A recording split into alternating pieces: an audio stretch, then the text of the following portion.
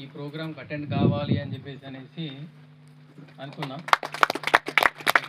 Morning వద్దాం అనుకున్నా కానీ చిన్న పని ఉండేసి దాంతో పోస్ట్పోన్ అయింది. అందుకే రాత్రి ఖచ్చితంగా బస్సు బయలుదేరి రావాలని చెప్పేసి బయలుదేరి మళ్ళీ హైదరాబాద్ నుంచి మళ్ళీ ఇక్కడికి బస్సులో వచ్చాను.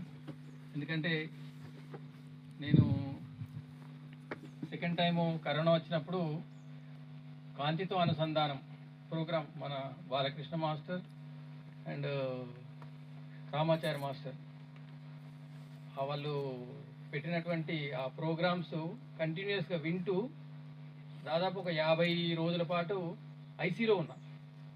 నా బాడీలో ఉన్నటువంటి పార్ట్స్ అన్నీ పనిచేయకుండా అయినాయి. మళ్ళీ తిరిగి నేను ఓన్లీ పడుకొని మెడిటేషన్ చేసుకున్నాను. మా మిస్సెస్ మెడిటేషన్ చేస్తుంది, మా బాబు చేస్తారు, మా పాప చేస్తారు. ఆ మెడిటేషన్ తోటే నేను బ్రతికి బయటపడ్డా.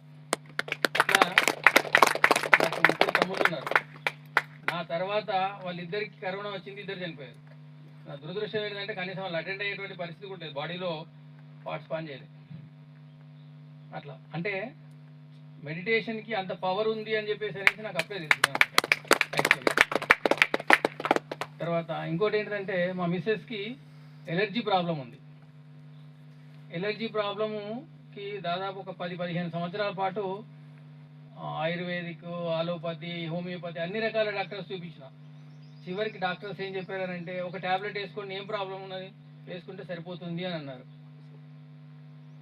ఇక ఒక ఫైన్ డే మా మిస్సెస్ ఏం చేసిందనంటే నా విల్ పవర్ నేనే పెంచుకుంటా అని చెప్పేసి అన్న ఉద్దేశంతో ఒక ఫైన్ డే మొత్తం ట్యాబ్లెట్ బంద్ చేసింది.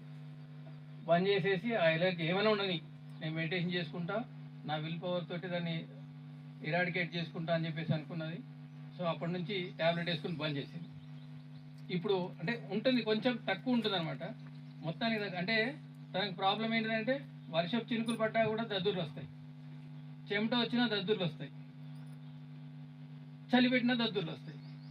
ఈ 3 ఏదో ఒక టైంలో ఉంటూనే ఉంటాయి ప్రతిసారి మనకు 3 కాలాలలో.